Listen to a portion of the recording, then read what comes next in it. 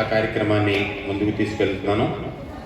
ఇప్పుడు ప్రథమ అంకం ఆవిష్కరణ అయిపోయింది. మన కలిమిశ్రీ గారి యొక్క అమృత హస్తాలతో ఆయన ఎవరిని దగ్గర తీసుకుంటారో వారు గొప్ప సాహితీవేత్త అవుతాడైనా. ఎందుచేతనంటే తెలంగాణలో బైసా దేవదాస్ అని ఒక ఆయన ఉన్నారు. అలాగే బైసా దేవదాస్ గారికి మిర్రర్ వ్యూ మన చీరాల మన ఆంధ్ర ప్రాంతంలోని కలిమిశ్రీ గారు, వారి మల్లెతీగ పత్రిక. పెద్దలారా, మరొకసారి మీ అందరినీ కోరుకునేది ఏంటంటే ఆ నవ మల్లెతీగ పత్రికకి చందాలు కట్టి ఆయన్ని ప్రోత్సహించవలసిందిగా కోరుతున్నాం మరొకసారి.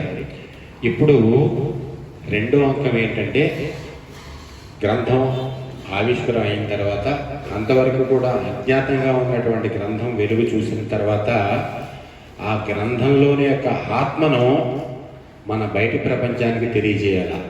సమీక్ష అంటే ఏంటంటే, కవి ఆ కవిత్వాన్ని ఏ దృక్కోణంలో రాశాడు, కవిలో ఏముంది, కవి యొక్క ఆ మానసిక అనుశీలనత ఏమిటి ఇత్యాది విషయాలని విమర్శకులు చాలా పకడ్బందీగా దాన్ని సమీక్ష చేస్తూ ఉంటారు.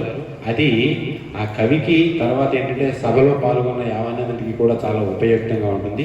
ఈ గ్రంథాన్ని సమీక్షించడానికి మన చీరాల ప్రాంతానికి చెందినటువంటి మంత్రి కృష్ణమోహన్ గారు మంచి కవి, అంతేకాకుండా సహజ కవి శ్రీ మంత్రి కృష్ణమోహన్ గారిని విచ్చేసి ఈ గ్రంథాన్ని సమీక్షించవలసిందిగా కోరుతున్నాం.